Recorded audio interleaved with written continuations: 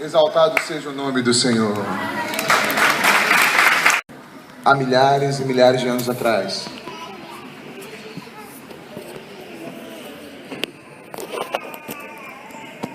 Lucas capítulo 24. Lucas 24. As crianças que quiserem sentar aqui podem ficar também, sentar. Ou ficarem perto dos seus pais, sentar aqui também pode. Lucas 24. Acharam, amém?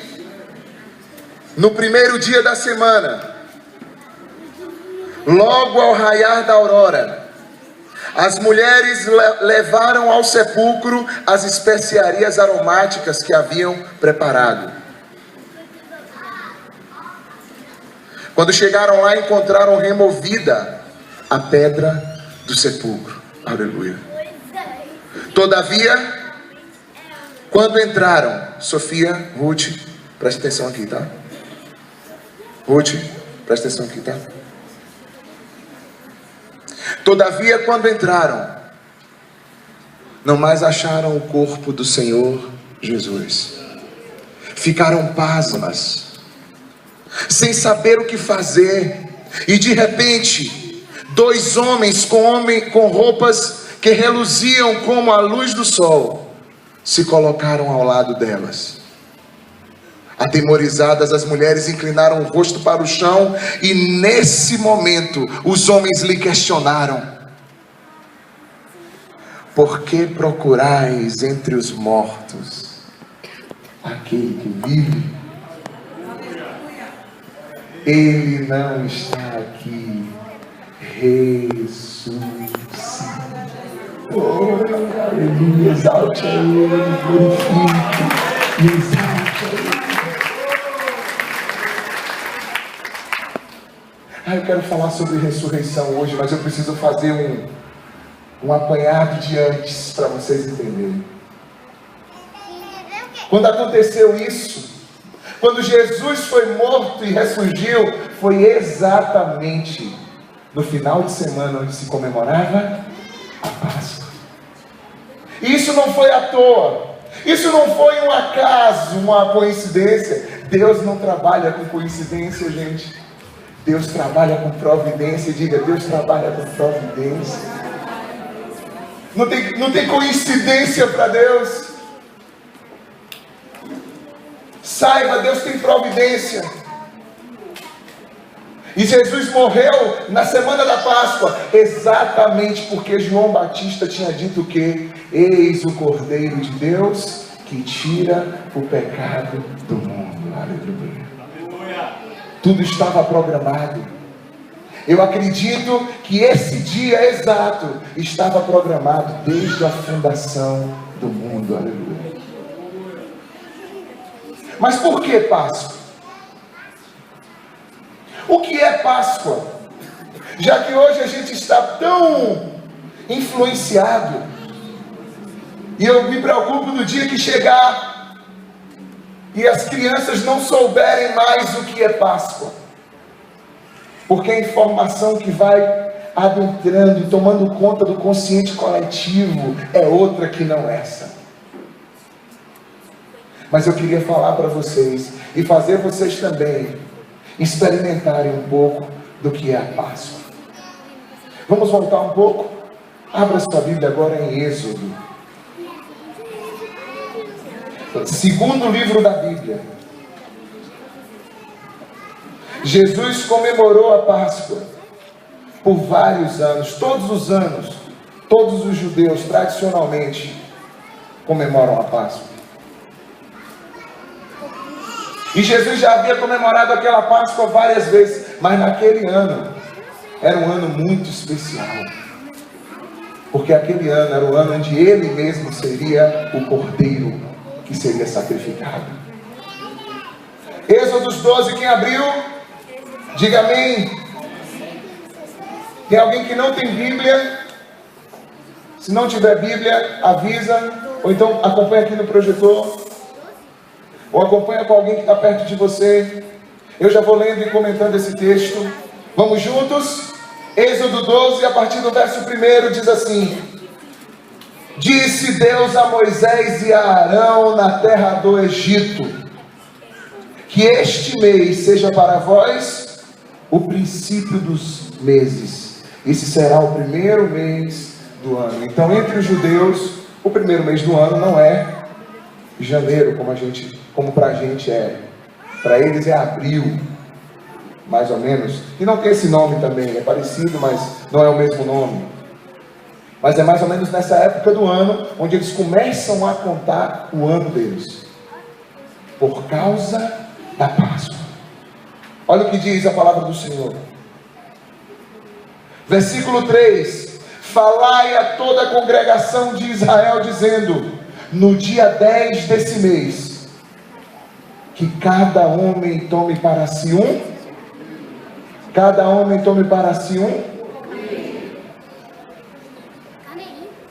para cada família, um cordeiro para cada casa. Atenção, homens, veja como a participação de vocês dentro da família é extremamente importante. E como o inimigo tem trabalhado para desestruturar lares e famílias. Porque existe um papel sacerdotal na vida do homem. E a Bíblia deixa isso aqui claro. Vamos adiante, não é esse o foco principal, mas eu tenho que trazer tudo aquilo que o Senhor colocou no nosso coração. Era para trazer o quê? Um cordeiro para cada família, um cordeiro para cada casa. Olha o versículo 4 que diz: entretanto, se a família for pequena para consumir um cordeiro, então se juntará com o vizinho mais próximo de sua casa, conforme o número de pessoas, e o cordeiro será escolhido na proporção do que cada um puder comer. Aleluia! Que Deus maravilhoso que nós temos. Deus nunca exige de nós sacrifícios que não possamos apresentar diante dele. A palavra de Deus é tão maravilhosa, irmãos. Ele disse: olha, se tiver pesado para você, divide aí com o teu vizinho, junta vocês dois. Se a família for pequena, não dá, divide, reparte, junta as duas famílias e come a Páscoa. Cada um de nós precisamos saber que tipo de vida levamos com Deus. Uma coisa eu sei: Deus nunca vai pedir a você mais do que aquilo que realmente você possa entregar a Ele. Amém ou não? Vamos em frente? O cordeiro será o quê? Macho. Versículo 5. O cordeiro será macho, sem defeito. Com que idade? 1 ano. E vós escolhereis entre os cordeiros ou entre os cabritos, e o guardareis até o dia 14 desse mês, e toda a assembleia da congregação de Israel o degolará à tarde. Não sei quantos perceberam um detalhe diferente quando vocês chegaram hoje aqui na igreja. Alguém percebeu? As crianças são demais, né? Não, fora as crianças. Algum adulto percebeu? O que você percebeu, Joia? Tinha um lenço, um pano vermelho em volta da porta. Quem percebeu mais isso? Mas deu para você na hora falar assim: tem alguma coisa nisso aqui? Ou você passou batido e falou assim: pô, a decoração da igreja hoje está legal. Vocês perceberam isso? Vocês sabem por que o pano vermelho? Eu sei. Calma, gente. Pronto, você está bem, então.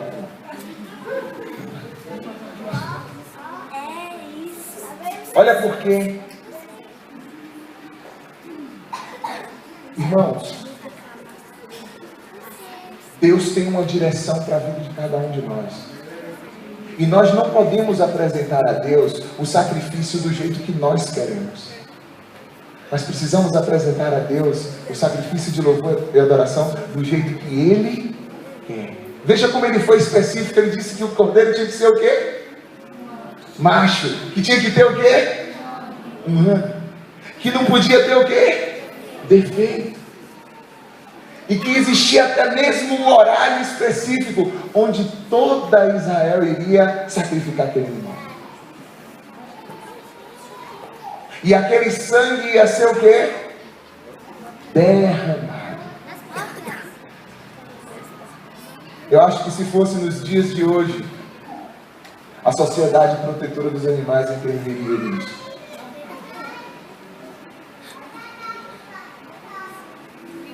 Mas naquela época era muito comum, porque o sangue sempre foi a moeda do mundo espiritual, sempre. E isso nunca mudou. Até hoje, o sangue continua sendo a moeda do mundo espiritual. É por isso que o sangue de Jesus tem poder.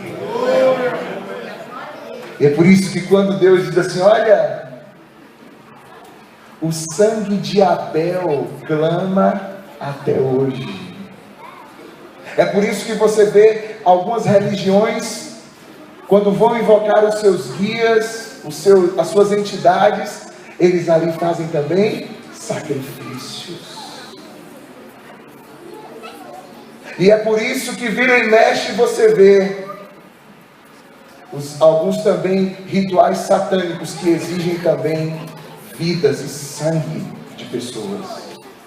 Porque sangue sempre foi a moeda espiritual. Mas esse sangue aqui, ele era apenas uma sombra e uma imagem do que viria. Veja o que diz o texto, vamos seguindo. Versículo 7. E tomarão um pouco do sangue, e passarão aonde? Nos umbrais e nas vergas das portas.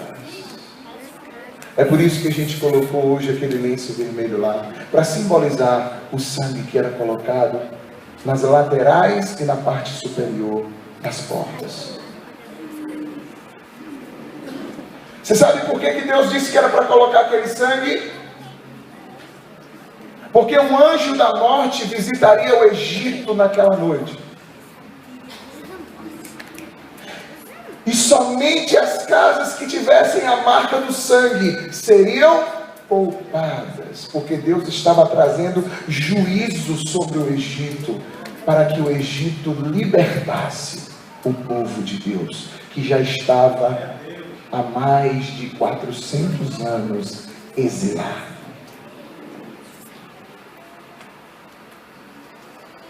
Aleluia.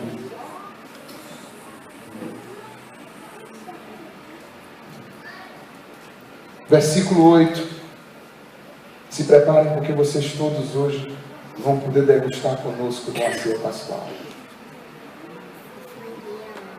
Naquela mesma noite comerão a carne. Quantos estão comigo aí? O verso 8, diga amém.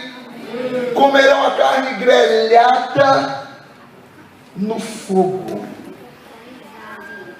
A carne tinha que ser o quê? Assada. Ela não podia ser o quê? Cozida e não crua. Cozida e nem tampouco crua. Ela tinha que ser o quê? Assada na brasa. Alex, me diz por favor o que é que isso quer dizer. Todo mundo sabe que quando você cozinha a carne, ela fica mais o quê? Dura. Fica mais molinha, é ou não é? Se você tem uma carne que é muito dura, você joga ela na panela de pressão, o que acontece com ela? Ela amolece. Mas o Senhor tinha dito, não pode ser nem crua, nem cozida, ela tem que ser assada. Isso significa que a vida com Deus não tem que ser molinha, irmãos. Que o Evangelho, a vida com Cristo, não é só de moleza, uma carne assada, o cordeiro inteiro assado. Ele tinha partes que eram um pouco mais moles e tinha outras que eram o quê? Muito, muito duras. Agora eu pergunto para vocês, a nossa vida não é assim de fato? A nossa vida também não é assim? Não tem dias fáceis e dias difíceis, momentos moles da gente atravessar e momentos duros de se atravessar? Foi por isso que Deus disse: o cordeiro tem que ser assado, não pode ser nem cru e nem cozido. Eu vou falar do cru e do cozido daqui a pouquinho. Ali, o cordeiro era assado inteiro. Hoje nós trouxemos aqui um quarto de cordeiro, está aqui. Todos vão poder apreciar, todos que quiserem. Conseguiram a faca e a faca e o garfo para cortar aqui, Mateus? Segunda coisa que diz que eles tinham que comer, vamos lá? Pães o quê? Pães asmos, ou seja, pães sem fermento. Hoje também nós trouxemos aqui. Olha como ele é fininho. Ai, que gostoso. Parece pizza. Parece até uma massa de pizza.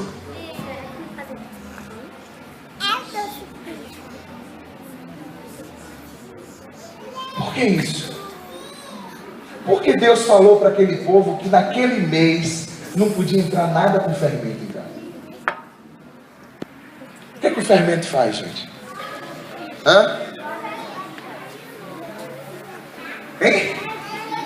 Ele incha. Ele altera o estado o quê?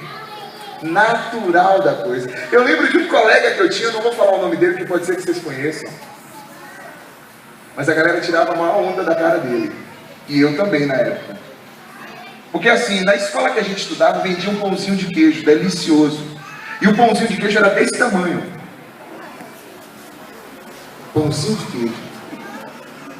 Só que ele comprava o pão de queijo, levava para a sala, e ele começava a amassar o pão de queijo todo com a mão suja da hora da aula.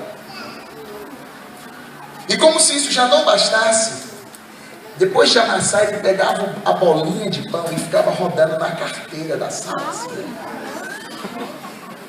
No final do processo, tinha uma bolinha meio branca, com ponta de grafite, resto de borracha, de um monte de coisa junto. Aí então ele parava, sentava com o maior gosto e ficava com aquela bolinha.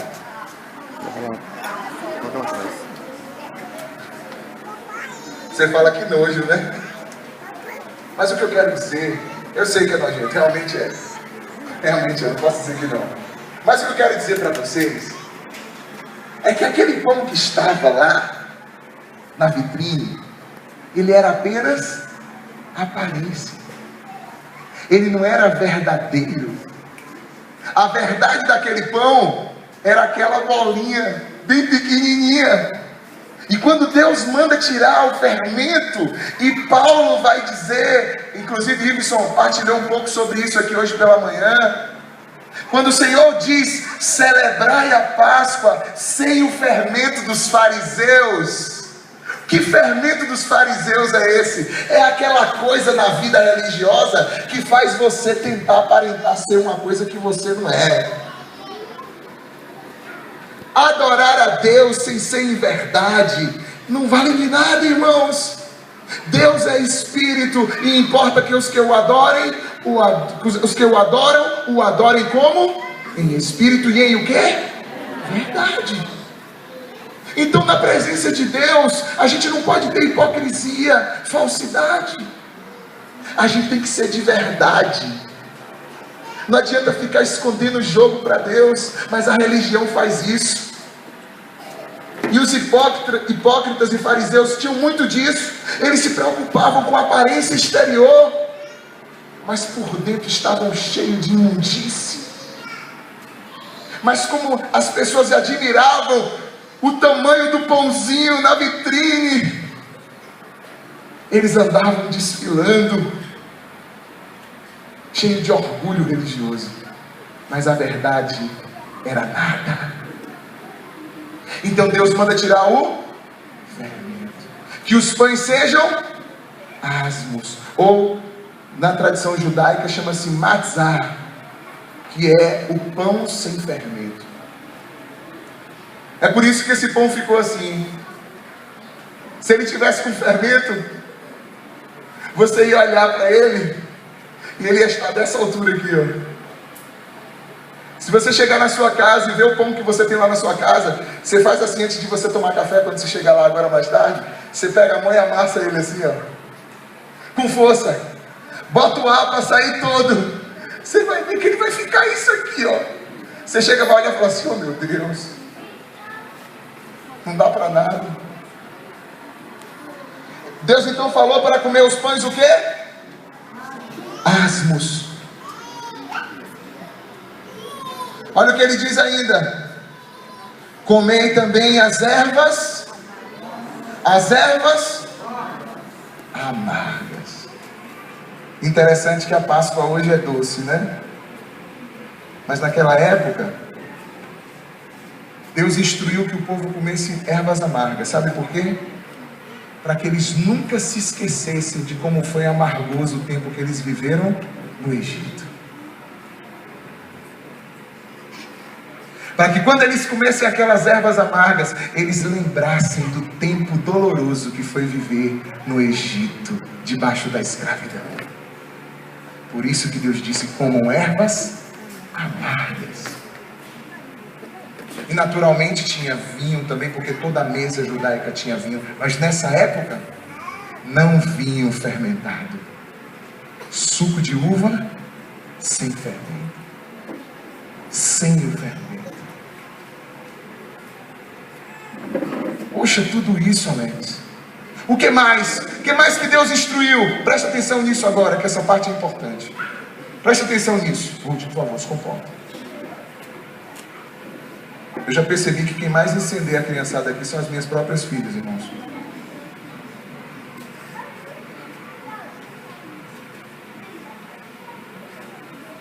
Versículo 9: não comereis dele nada cru. Sabe, irmãos, já viu aquela história, apressado come, mas com Deus não come não. Com Deus apressado fica sem comer mesmo. Sabe o que é que isso está nos dizendo? Que nós precisamos saber aguardar o tempo de Deus para todas as coisas. Existe um tempo de Deus para tudo, irmãos. Existe o tempo que Deus está assando para você. E você precisa esperar assar para poder você comer, porque cru também Ele não vai te dar.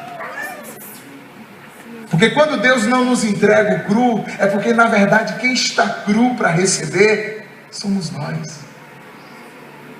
E às vezes são as lutas, é a espera, é o momento de aguardar com paciência no Senhor, que faz com que a gente chegue no ponto que a gente possa receber aquilo que Deus tem para nós. Quantos podem confiar que Deus tem o tempo certo para todas as coisas? E que não adianta a gente ficar se estressando, agoniado. Aquietai-vos e sabei que eu sou Deus. É o que diz a palavra. Você não vai comer dele nada cru e nem tampouco cozido, apenas assado. Olha o que mais diz no verso 9: vocês comerão um animal inteiro.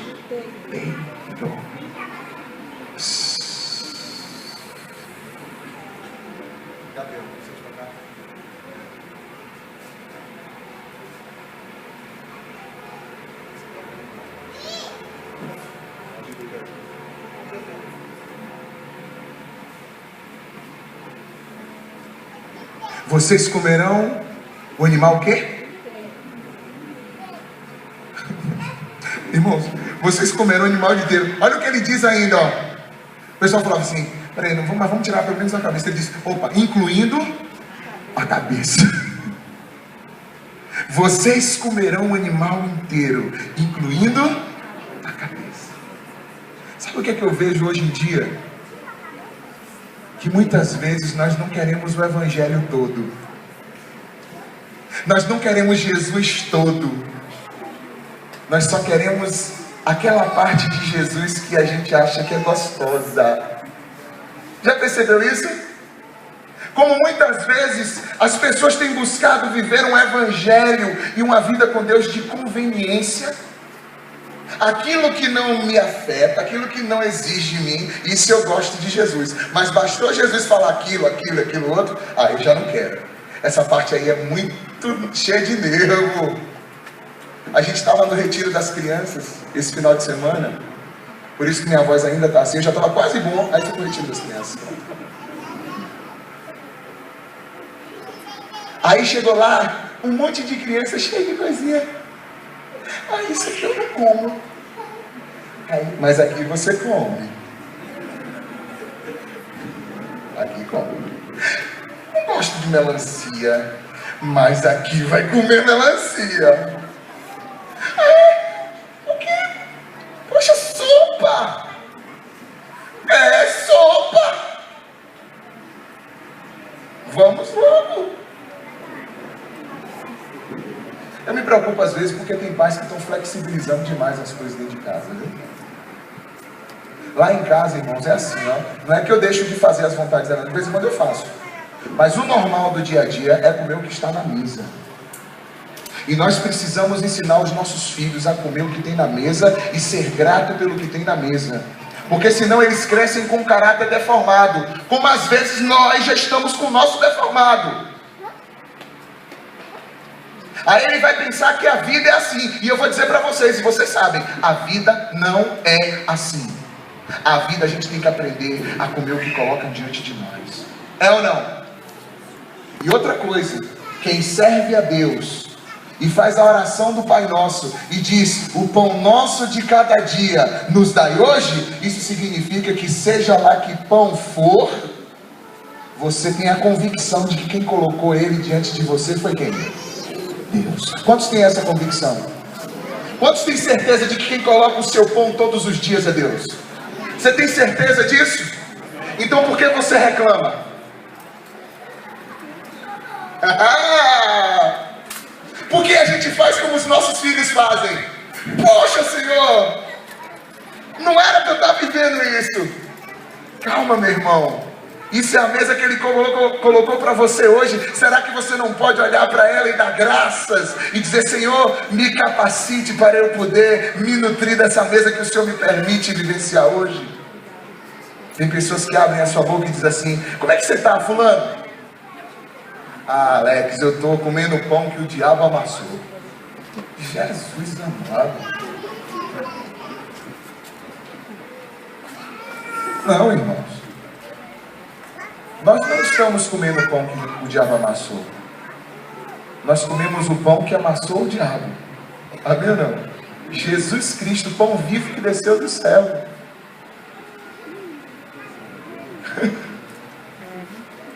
Quem que coloca a tua mesa? Me diz, quem que coloca a tua mesa? Você pode aprender a dar graças. Eu sei que quando eu boto um prato com muita verdura para as meninas, nem sempre elas estão muito afim de comer.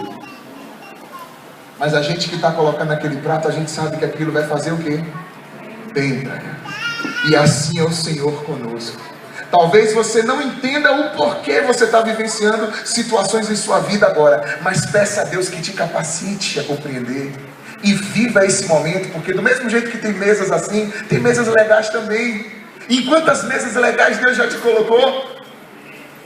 Quantas e quantas mesas legais Deus já te colocou e que você ficou bestificado, sem saber nem o que fazer? O nosso Deus é assim.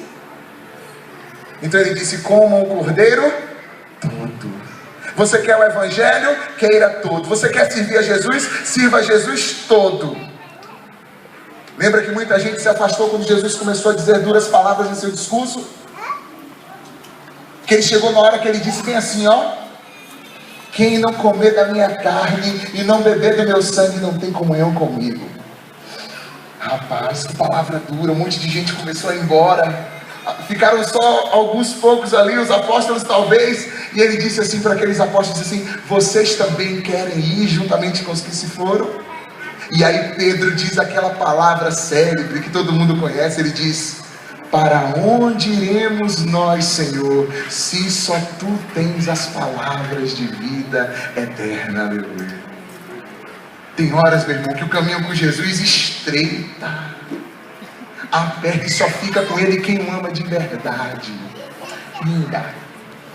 Quem o ama de verdade, quem tem compromisso de verdade. Quem de fato quer algo, inclusive a cabeça, hein? Miolo. Quem vai comer o miolo hoje aqui? Sabe qual é o problema? É esse. A gente quer comer a coxa, quer comer o filé, mas não quer comer o miolo, os miúdos.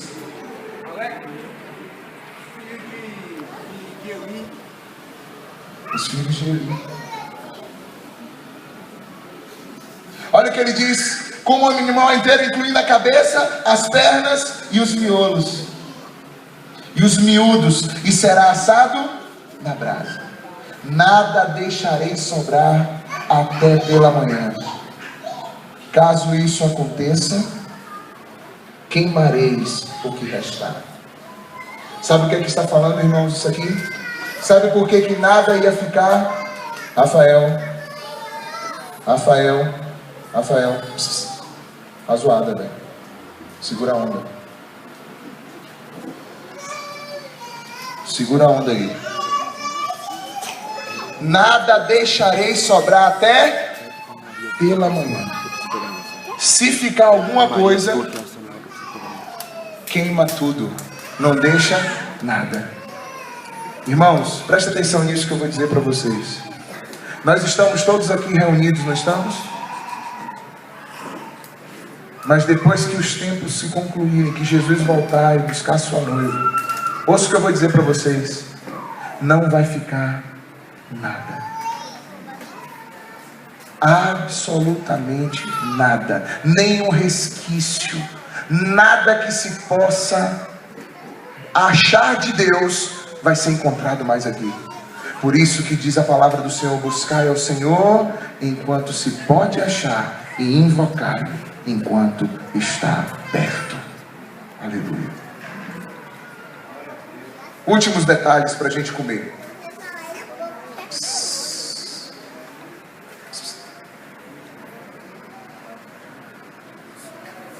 Olha o que diz, versículo 11. Quantos estão comigo? Diga amém. Diga amém. Só preciso de mais um pouco da atenção de vocês. Eu tenho certeza que essa mensagem hoje vai ficar cravada no seu coração. Olha o que ele diz, 11.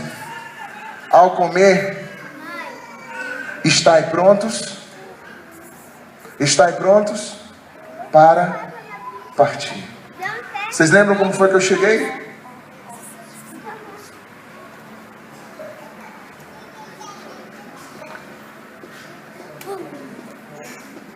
Não, a gente está no...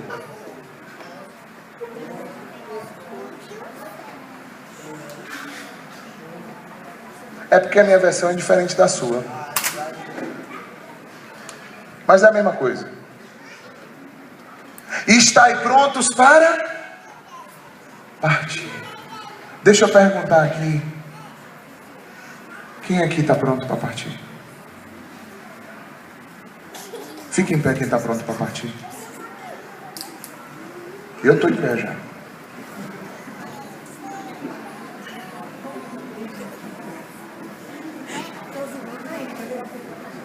Tem gente pensando ainda se está pronto ou não, né? Tem gente que está sendo sincera. Eu não estou pronto mesmo, não. Você está pronto para partir, meu irmão? Pode sentar. Glória a Deus, crianças. Sabe qual é o nosso problema hoje? É que a gente não quer um evangelho para partir. A gente quer um evangelho para ficar e para se dar bem aqui. É isso que está sendo anunciado aí aos quatro ventos. Algo que possa fazer você se dar bem aqui e agora. Não é esse o evangelho de Cristo. O evangelho de Cristo é para nos deixar o tempo inteiro prontos para partir. Quando vocês comerem a Páscoa, comam prontos para partir. Estejam cingidos os vossos lombos, com as vossas sandálias. Eu vim até de sandália hoje para ilustrar isso. Nos vossos pés. E o vosso cajado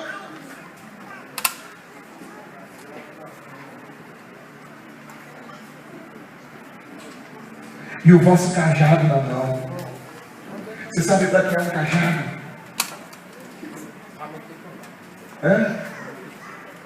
Sabe para que é um cajado? A gente não usa mais, né? Mas se algum dia na sua vida você tiver que fazer uma longa caminhada, leve com você um cajado. E você vai ver como você vai ter mais êxito na caminhada do que quem está sem cajado. Ele é um suporte a mais para o caminho. E também serve de vez em quando para te proteger. Lembra o salmista? O salmista disse: a tua vara e o teu cajado me consolam.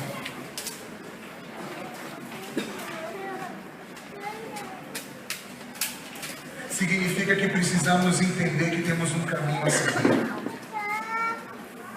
Leve com você o cajado. Esteja preparado para subir. Esteja preparado para partir. Irmãos, preste atenção no que eu vou lhe dizer aqui agora. Em nome de Jesus, não se acostumem com essa vida aqui, porque senão vocês vão ficar aqui. Ouça o que eu vou dizer, eu vou repetir mais uma vez. Preste atenção.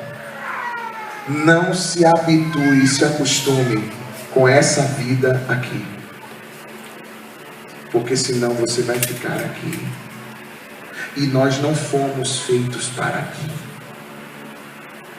Nós somos feitos para a eternidade ao lado do nosso Senhor. Outra coisa, ele diz: comam com pressa. Olha lá. Comereis apressadamente. Sabe o que ele está dizendo? Que nós não temos que pensar inicialmente nos desfrutes dessa vida aqui não, viu, irmãos? Deus nos dá vários desfrutes, vários prazeres, mas esse não deve ser o nosso primeiro pensamento. Meu primeiro pensamento não é desfrutar, meu primeiro pensamento é estar pronto. Lembra quando Gideão foi guerrear? E Deus então diz: Gideão, quantos tem com você? Sei lá, tinha uns 30 mil homens. Gideão, pode falar para os que estiverem com medo que podem voltar. 27 mil foram embora, mais ou menos. Poxa, de 30 mil o exército caiu para 3 mil rapidinho, só porque estava com medo. Pronto. E agora, Gideão, agora a gente só tem 3. Ele disse: beleza, vai com esses 3, bota todo mundo para beber água. E fica observando. Aqueles que se abaixarem como cachorro e botarem a boca na água para beber, esses você pode mandar embora para casa. E os que estiverem com uma lança na mão e com a outra mão pegando a água com a mão e colocando na boca, esses vão lutar com você, Gideão. Sabe quantos ficaram? 300. Gideão disse: Senhor, só 300. Se o senhor fizer mais uma prova, vai ficar mais ninguém aqui. Não se trata de números, se trata de quem tem o caráter de Deus. Os que se abaixaram, os medrosos, não conheciam a Deus. Deus não nos deu espírito de medo, irmãos, de timidez, mas Ele nos deu espírito de poder, ousadia e de equilíbrio na presença dEle. Aqueles que se abaixaram para beber são as pessoas que, por causa das suas necessidades, vão com muita sede ao pote e não vigiam. E aqueles que não largaram mão da lança foi aqueles que aprenderam a saciar sua sede sem abrir mão da vigilância. É assim que precisamos ser. Quando ele disse comer apressadamente, ele está dizendo isso: coma sem perder a vigilância. Deus está te dando condição, desfrute, mas não perca a vigilância. Deus me deu a condição para eu ter uma casa nova, para eu ter um carro novo, massa, mas não perca a vigilância. Deus me deu a condição de fazer uma viagem maravilhosa, massa, mas não perca a vigilância. Coma apressadamente. Comereis apressadamente. Esta é a Páscoa do Senhor. Era assim que se celebrava a Páscoa. Desse jeitinho aí. E Jesus celebrava a Páscoa desse jeitinho aí. Até aquela noite que ele mandou preparar um local para que ele comesse a sua última Páscoa com os discípulos. E dentre os elementos que estavam na mesa, ele pegou o pão e o vinho. E ele ressignificou aquilo como o seu corpo e o seu sangue. Entenderam o porquê da Páscoa? Quando o carneiro era morto e o sangue colocado nas portas, o anjo da morte ia passar sobre. Diga, passar sobre. Diga, passar por cima. Faz assim com a mãozinha, ó. Passar por cima. A palavra Páscoa vem dessa origem. Passar por cima. É isso que significa a Páscoa. E para nós hoje, não é mais essa Páscoa, mas a Páscoa de Jesus, o Cordeiro de Deus, que foi morto, e que ressuscitou ao terceiro dia, e que pelo poder dele, a morte também já não mais tem poder sobre nós. Aleluia. Nós vamos agora desfrutar. Eu queria que trouxessem o vinho para cá. Queria pedir a Carol, alguém aqui que me ajudasse. Irmãos, olha como é que a gente vai estar. Aí então você vai comer a erva amarga, depois você vai comer o cordeiro. Ok, Ruth? Cadê as carteirinhas? Ruth? Ó, bom. Ruth, tá precisando de churrasco pra ficar. Espera, Ruth, o bom espera. Agora